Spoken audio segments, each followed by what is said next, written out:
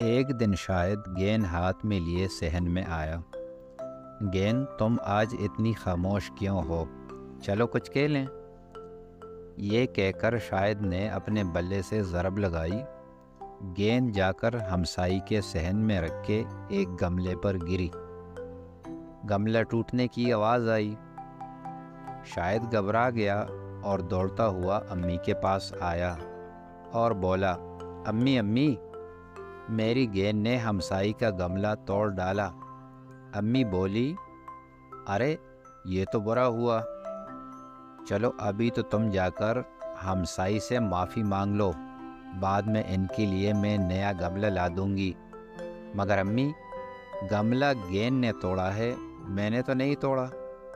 जब मुझे गेंद मिलेगी तो मैं इसकी खूब पिटाई करूंगा।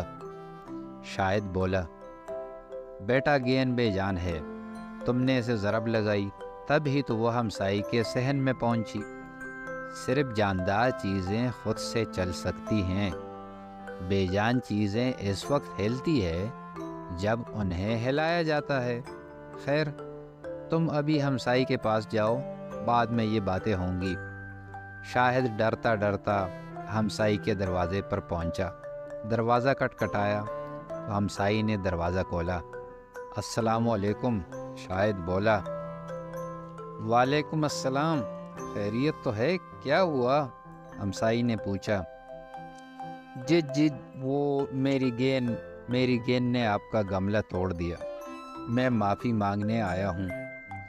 अच्छा अच्छा, हमसाई मुस्कुराते हुए बोली, मगर शायद वो तो एक पुराना छोटा सा गमला था, टूट गया तो कोई बात नहीं।